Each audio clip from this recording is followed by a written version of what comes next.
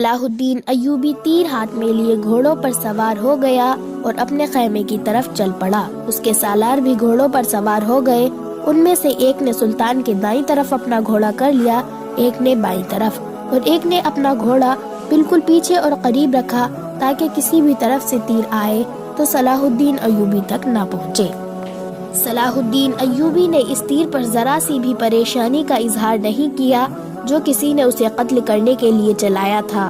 اپنے رفیق سالاروں کو اپنے خیمے میں بٹھائے ہوئے وہ بتا رہا تھا کہ جاسوس اور شب خون مارنے والے دستے کس قدر نقصان کرتے ہیں۔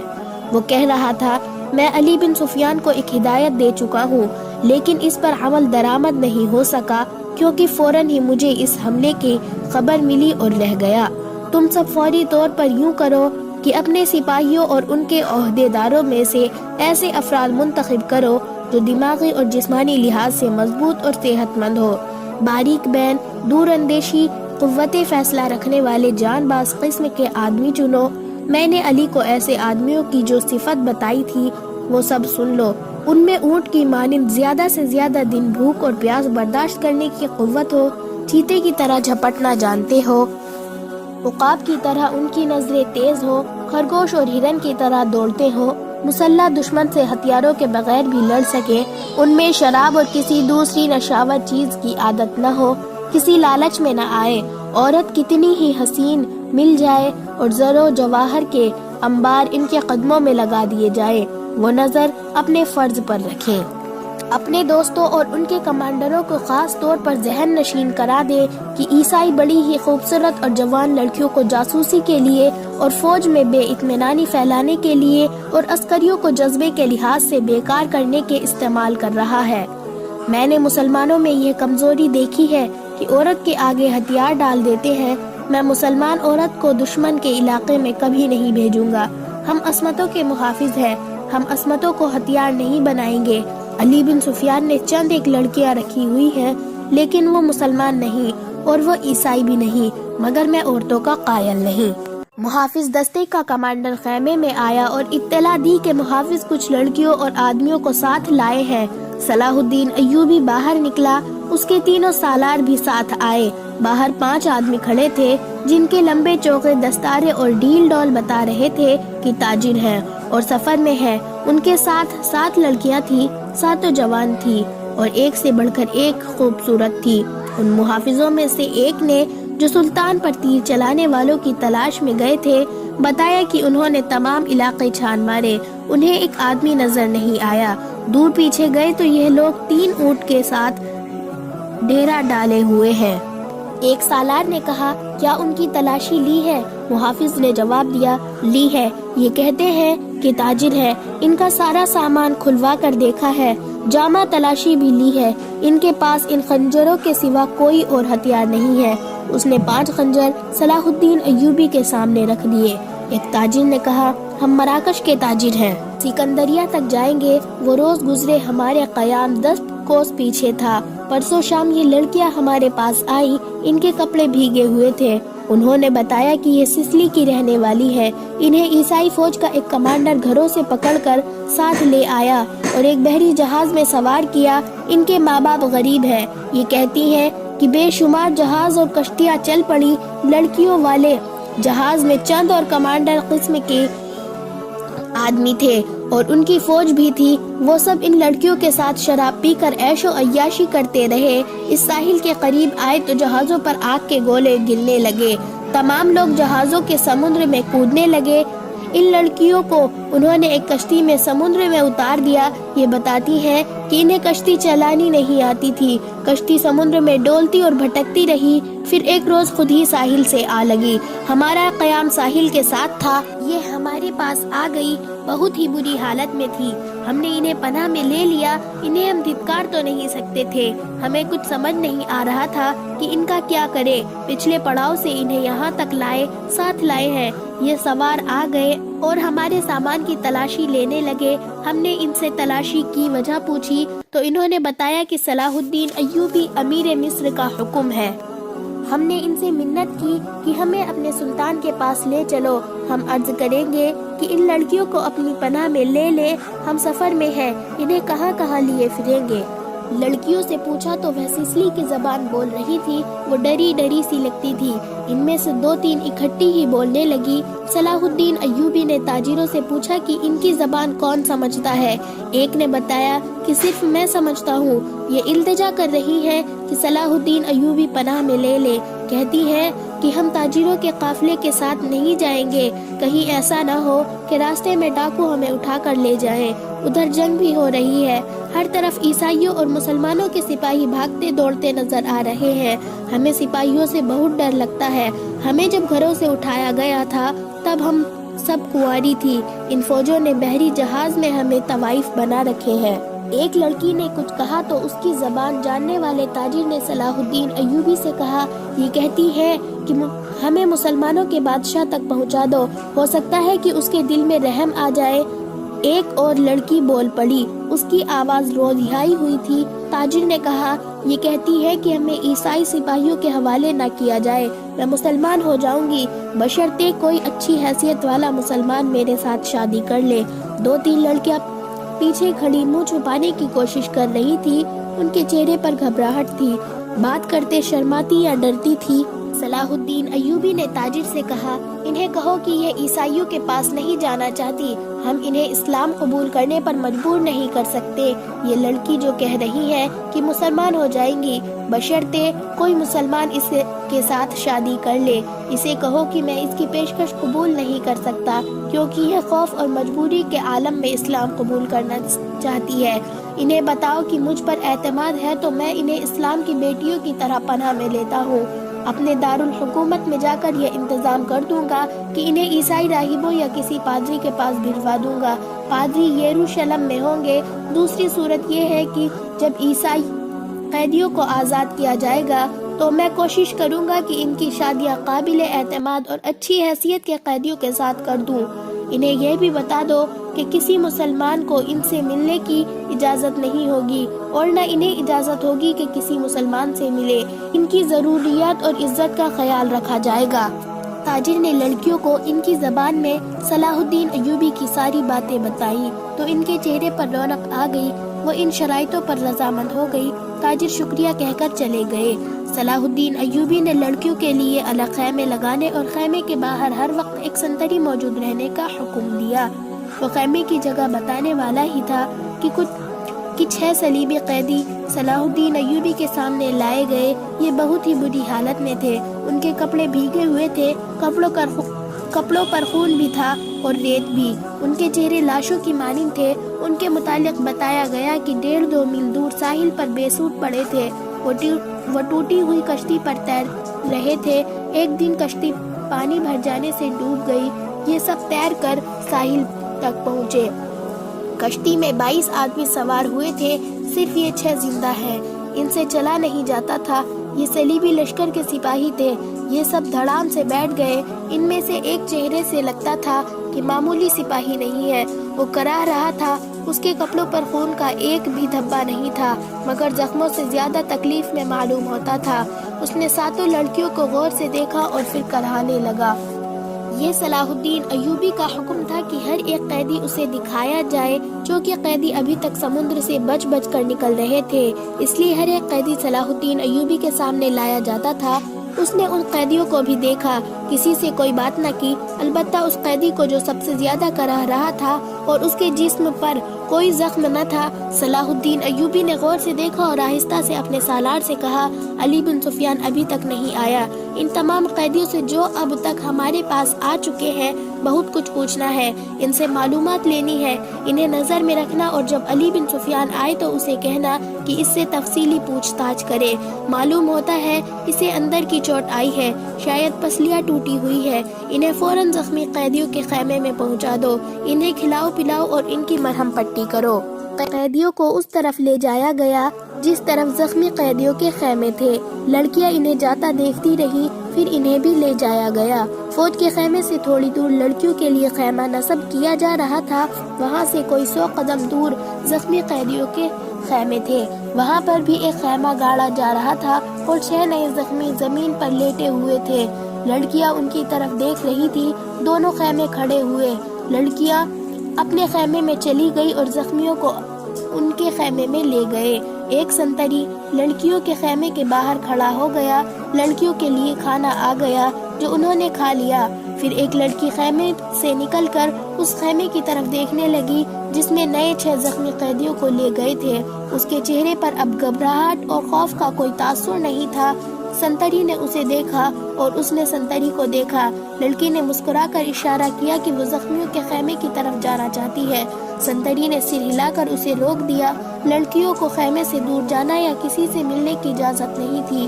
لڑکیوں اور 6 زخمیوں کے خیمے کے درمیان بہت سے درخت تھے۔ بائیں طرف مٹی کا ایک ٹیلہ تھا جس طرف جھاڑیاں تھی۔ سورج غروب ہو گیا، پھر رات تاریک ہونے لگی۔ کیمپ کے گل کپاڑوں نیند غالب آنے لگی اور پھر زخموں کے کراہنے کی آوازیں رات کے سکوت میں کچھ زیادہ صاف سنائی دینے لگی۔ دور بحر روم کا شور دبی دبی اور مسلسل گونج کی طرف سنائی دے رہا تھا۔ صلاح الدین ایوبی کے اس جنگی کیمپ میں جاگنے والے سنتریوں میں چند ایک سنتری تھے، یا وہ زخمی قیدی جنہیں زخم سونے نہیں دیتا تھا، یا صلاح الدین ایوبی کے خیمے میں دن کا سما تھا، وہاں کسی کو نیند نہیں آئی تھی۔ صلاح الدین ایوبی کے 3 سالار اس کے پاس بیٹھے تھے اور ہر محافظ دستہ بیدار تھا۔ صلاح الدین ایوبی نے ایک بار پھر کہا، علی بن سفیان ابھی تک نہیں آیا۔ اس کے لہجے میں تشویش تھی۔ اس نے کہا، اس کا قاصد بھی نہیں آیا۔ اگر کوئی گڑبڑ ہوتی تو اطلاع آ چکی ہوتی۔ ایک سالار نے کہا، معلوم ہوتا ہے وہاں سب ٹھیک ہے۔ صلاح الدین ایوبی نے کہا، امید تو یہی رکھنی چاہیے، لیکن 50,000 کے لشکر نے بغاوت کر دی تو سنبھالنا مشکل ہو جائے گا۔ وہاں ہماری نفری 1,500 سوار اور 2,700 پیادے ہیں۔ ان کے مقابلے میں سوڈانی بہتر اور تجربے کار عسکری ہیں اور تعداد میں بہت زیادہ ہیں۔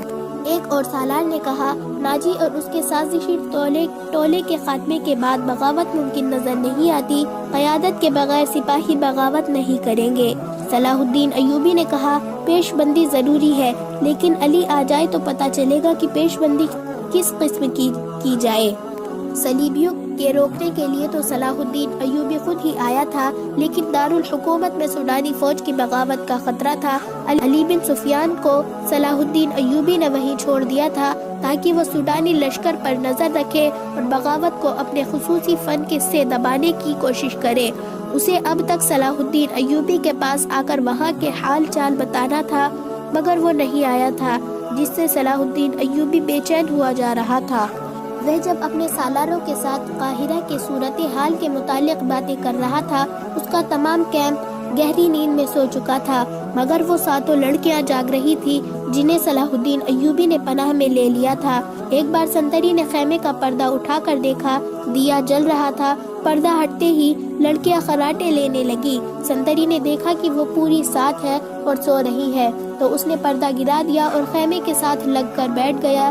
خیمے کے ساتھ جو لڑکیاں تھیں، اس نے خیمے کا پردہ ذرا اوپر اٹھایا۔ پردہ آہستہ سے چھوڑ کر اس نے ساتھ والی کے کان میں کہا، بیٹھ گیا ہے۔ ساتھ والی لڑکی نے اگلی کے کان میں کہا، بیٹھ گیا ہے، اور اس طرح کانوں کان یہ اطلاع 7 لڑکیوں تک پہنچ گئی کہ سنتری بیٹھ گیا ہے۔ ایک لڑکی جو خیمے کے دوسرے دروازے کے ساتھ تھی، آہستہ سے اٹھ بیٹھی اور بستر سے نکل گئی۔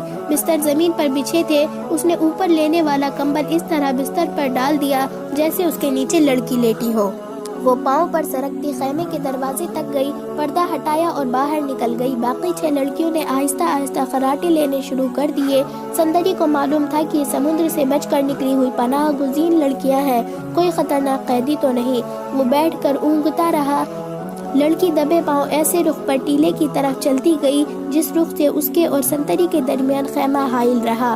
خیمے کے پاس پہنچ کر اس نے اس خیمے کا رخ کر لیا جس میں 6 نئے قیدی رکھے گئے تھے۔ رات تاریک تھی، وہاں کچھ درخت تھے۔ سنتری اب اگر ادھر دیکھتا بھی تو لڑکی نظر نہیں آتی۔ لڑکی بیٹھ گئی اور پاؤں پر سرک کر آگے بڑھنے لگی۔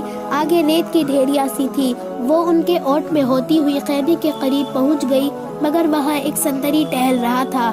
لڑکی ایک ٹیلے کے پاس لیٹ گئی۔ سنتری اسے سیاہ سائے کی طرح نظر آیا تھا۔ وہ اب 2 سنتریوں کے درمیان تھی، ایک اس کے اپنے خیمے کا اور دوسرا زخمیوں کے خیمے کا۔ اسے ڈر تھا کہ اگر زخمیوں کے خیمے کا سنتری اس کی طرف آئے گا تو وہ پکڑی جائے گی۔ اسے ڈر تھا کہ اگر زخمیوں کے خیمے کا سنتری اس کی طرف آئے گا تو وہ پکڑی جائے گی۔ بہت دیر انتظار کے بعد سنتری دوسرے زخمیوں کے خیمے کی طرف چلا گیا۔ لڑکی ہاتھوں اور گھٹنوں کے بل چلتے خیمے تک پہنچ گئی اور پردہ ہٹا کر اندر چلی گئی۔ اندر اندھیرا تھا، 2-3 زخمی آہستہ آہستہ کراہ رہے تھے۔ شاید ان میں سے کسی نے خیمے کا پردہ ہٹتے ہوئے دیکھ لیا تھا۔ اس نے پوچھا کون ہے؟ لڑکی نے منہ سے شی کی لمبی آواز نکالی اور سرگوشی میں پوچھا رابن کہاں ہے؟ اسے جواب ملا ادھر سے تیسرا۔ لڑکی نے تیسرا آدمی کے پاؤں ہلائے تو آواز آئی کون ہے؟ لڑکی نے جواب دیا موبی۔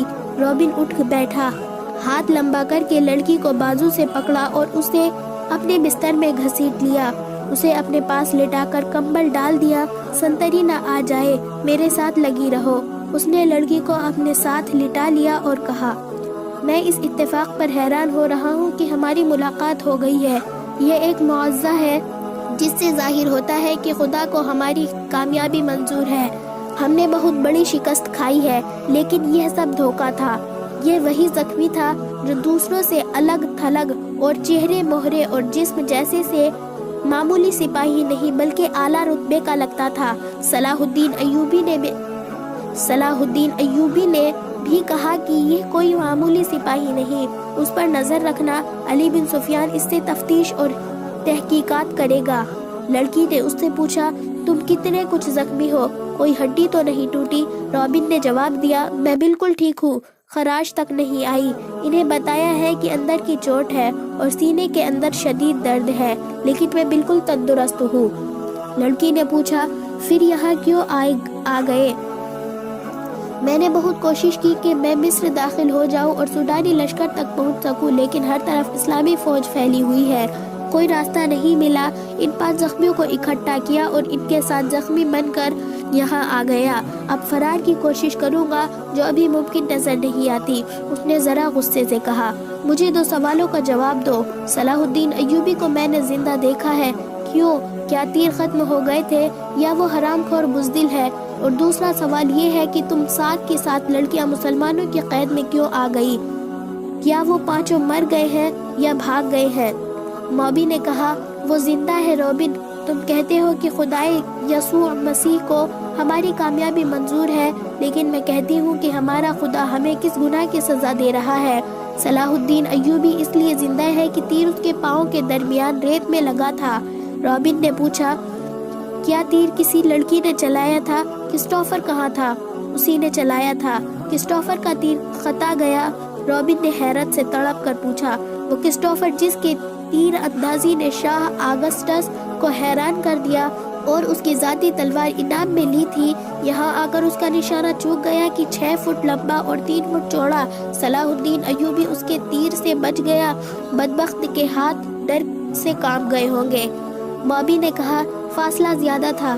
صلاح الدین ایوبی ساحل پر گیا تھا تو اس کے ساتھ 3 کمانڈر تھے اور 4 محافظوں کے دستے تھے، وہ ہر طرف پھیل گئے۔ یہ تو ہماری خوش قسمتی تھی کہ علاقہ چٹانی تھا، کرسٹوفر بچ کر نکل آیا اور پھر ہمیں اتنا وقت مل گا کہ ترکش اور کمان ریت میں دبا کر اوپر اونٹ بیٹھا دیا۔ سپاہی آ گئے تو کرسٹوفر نے انہیں بتایا کہ وہ 5 مراکش کے تاجر ہیں اور یہ لڑکیاں سمندر سے نکل کر ہماری پناہوں میں آئی ہیں۔ مسلمان سپاہیوں نے ہمارے سامان کی تلاشی لی، انہیں تجارتی سامان کے سوا کچھ نہیں ملا۔ وہ ہم سب کو صلاح الدین ایوبی کے سامنے لے گئے۔ ہم نے یہ ظاہر کیا کہ ہم سسلی کی زبان جانتی ہیں۔ ہم ساتوں نے چہرے پر گھبراہٹ اور خوف پیدا کر لیا۔ موبی نے رابن کو وہ ساری باتیں سنائی جو صلاح الدین ایوبی کے ساتھ ہوئی تھی۔ یہ 7 لڑکیاں اور 5 آدمی جو مراکشی تاجر کے بھیس میں تھے، حملے سے 2 روز پہلے ساحل پر اتر گئے تھے۔ 5 آدمی صلیبیوں کے تجربے کار جاسوس اور کمانڈر تھے اور لڑکیاں بھی جاسوس تھی۔ جاسوسی کے علاوہ ان کے جسم یہ کام بھی تھا مسلمان سالاروں کو اپنے جال میں پھانسے۔ وہ خوبصورت تو تھی ہی، انہیں جاسوسی اور ذہنوں کی تخریب کاری کی خاص ٹریننگ دی گئی تھی۔ اس ٹریننگ میں اداکاری خاص طور پر شامل تھی۔ 5 مردوں کا یہ مشن تھا کہ صلاح الدین ایوبی کو ختم کرنا اور ناجی کے ساتھ رابطہ رکھنا۔ یہ لڑکیاں مصر کی زبان روانی سے بول سکتی تھی، لیکن انہوں نے ظاہر نہیں ہونے دیا۔ رابن اس شعبے کا سرگنا تھا، اسے ناجی تک پہنچنا تھا، مگر صلاح الدین ایوبی اور علی بن سفیان کی چال نے یہاں کے حالات کا رخ ہی الٹا کر دیا تھا۔ रॉबिन ने पूछा, क्या तुम सलाहुद्दीन अय्यूबी को जाल में नहीं फंसा सकती? मोबी ने कहा, अभी तो यहाँ पहली रात है। उसने हमारे मुतालिक जो फैसला दिया है, अगर वो सच्चे दिल से दिया है तो इसका मतलब ये है कि वो मर्द नहीं पत्थर है। अगर उसे हमारे साथ कोई दिलचस्पी होती तो किसी एक लड़की को अपने खैमे में बुला लेता। उसे कत्ल करना भी आसान नहीं। वो एक ही बार साहिल पर आया था मगर तीर खता गया। वो सालारों और मुहाफिजों के नरगे में रहता है। इधर एक संतरी हमारे सिर पर खड़ा है और मुहाफिज के पूरे दस्ते ने सलाहुद्दीन अय्यूबी के खैमे को घेर रखा है। रॉबिन ने पूछा, वो पांचों कहाँ है? मोबी ने जवाब दिया, थोड़ी दूर में है, वो अभी यहीं रहेगी। रॉबिन ने कहा, सुनो मोबी, इस शिकस्त ने मुझे पागल कर दिया है। मेरे ज़मीर पर इतना बोझ आन पड़ा है कि शिकस्त की जिम्मेदारी मुझ पर आयद होती है। सलीब पर हाथ रख कर हलफ तो सबसे लिया गया है, लेकिन एक सिपाही के हलफ में और मेरे हलफ में ज़मीन और आसमान जितना फ़र्क है। मेरे रुतबे को सामने रखो, मेरे फ़राइज़ को देखो। आधी जंग मुझे ज़मीन के नीचे से और पीठ के पीछे से वार करके जीतनी थी, मगर मैं और तुम 7 और वो 5 अपना फ़र्ज अदा नहीं कर सकते। मुझसे ये सलीबी जवाब मांग रहे हैं। उसने गले में डाली हुई सलीब हाथ में लेकर कहा, मैं इसे अपने सीने से जुदा नहीं कर सकता। उसने मोबी के सीने पर हाथ फेर कर उसकी सलीब हाथ में ले ली और कहा, तुम अपने माँ बाप को धोखा दे सकती हो, इस सलीब से आंखें नहीं चुरा सकती। उसने जो फर्ज तुम्हें सौंपा है उसे पूरा करो। खुदा ने जो तुम्हें इतना हुस्न दिया है वो चट्टानों को फाड़ कर तुम्हें रास्ता देगा। मैं तुम्हें फिर कहता हूँ कि हमारी अचानक और गैर मुतय्यन किए हुए वक्त में मुलाकात इस बात का सबूत है कि हम कामयाब होंगे। हमारे लश्कर बहरे रोम के उस पार खड़े हुए हैं। जो मर गए सो मर गए, जो जिंदा है वो जानते हैं कि ये शिकस्त नहीं धोखा था। तुम अपने खैमे में वापस जाओ और उन लड़कियों से कहो कि खैमे में ना पड़ी रहे। बार बार सलाहुद्दीन अय्यूबी से मिले, उरा के सालारों से मिले, बेतकल्लुफी पैदा करे, मुसलमान होने का झांसा दे। आगे वो जानती है कि उन्हें क्या करना है। मोबी ने कहा, सबसे पहले तो ये मालूम करना है कि ये हुआ क्या सूडानियों ने हमें धोखा दिया है? रॉबिन ने कहा, मैं यकीन के साथ कुछ नहीं कह सकता। मैंने हमले से बहुत पहले मिस्र में फैलाए हुए अपने जासूसों से मालूमात हासिल की थी कि सलाहुद्दीन अय्यूबी को सूडानियों के 50,000 मुहाफिज लश्कर पर भरोसा नहीं, हालांकि ये मुसलमानों के अपने वाइसराय मिस्र की अपनी फौज है।